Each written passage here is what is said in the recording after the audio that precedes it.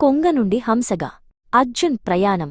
అనగనగా ఒక ఊరిలో అర్జున్ అనే అబ్బాయి ఉండేవాడు. అర్జున్ చాలా తెలివైనవాడు, కాని అతనికి ఒక పెద్ద సమస్య ఉండేది. అతనికి చాలా త్వరగా కోపం వచ్చేది.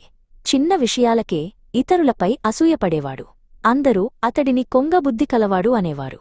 ఎందుకంటే కొంగనీటిలో చేపల కోసం వెతికినట్లు అర్జున్ ఎప్పుడూ ఇతరులలో తప్పుల కోసమే వెతికేవాడు.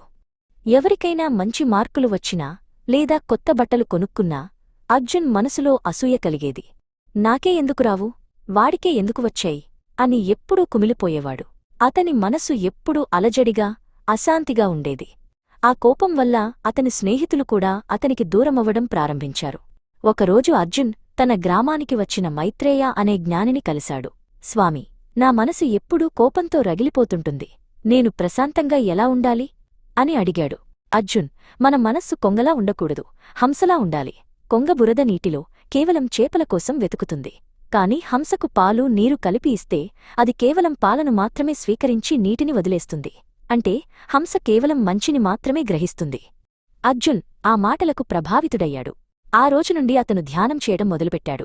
తన మనస్సులోకి వచ్చే చెడు ఆలోచనలను వదిలేసి ప్రతి విషయంలోనూ మంచిని చూడటం ప్రాక్టీస్ చేశాడు. క్రమంగా అతనిలో మార్పు రాసాగింది. అతని ముఖంలో కోపం పోయి శాంతి రావడం మొదలైంది. కొన్ని రోజుల తరువాత ఊరిలో ఒక పెద్ద విందు ఏర్పాటు చేశారు. ఊరి జనం అందరూ అక్కడికి వచ్చారు. అర్జున్ తన తెల్లటి కొత్త బట్టలు వేసుకుని ఆ విందుకు వెళ్లాడు. ఆ విందులో అందరూ కలిసి భోజనం చేస్తున్నారు. అర్జున్ కూడా ఒక చోట కూర్చుని భోజనం చేయడం ప్రారంభించాడు. రఘు అనే వ్యక్తి అందరికీ పప్పు వడ్డిస్తున్నాడు. రఘు కొంచెం కంగారులో ఉన్నాడు. అతను అర్జున్ దగ్గరకు వచ్చేసరికి అకస్మాత్తుగా రఘు కాలు జారింది. అంతే, చేతిలో ఉన్న వేడివేడి పప్పుగిన్నె అర్జున్ కొత్త బట్టలమీద పడిపోయింది. అర్జున్ తెల్లటి బట్టలన్నీ పప్పు మరకలతో నిండిపోయాయి. చుట్టూ ఉన్నవాళ్లందరూ ఒక్కసారిగా నిశ్శబ్దమైపోయారు. అర్జున్ పాత స్వభావం తెలిసినవారందరూ ఇక అంతే, అర్జున్ ఇప్పుడు రఘుపై విరుచుకుపడతాడు, పెద్ద గొడవ జరుగుతుంది అని భయపడ్డారు. రఘు కూడా భయంతో వణికిపోతూ అర్జున్ వైపు చూస్తూ క్షమాపణ చెప్పడానికి సిద్ధమయ్యాడు. కాని అందరూ ఆశ్చర్యపోయేలా అర్జున్ నవ్వాడు. అతను లేచి నిలబడి రఘు భుజంపై చేయి వేసి ఇలా అన్నాడు.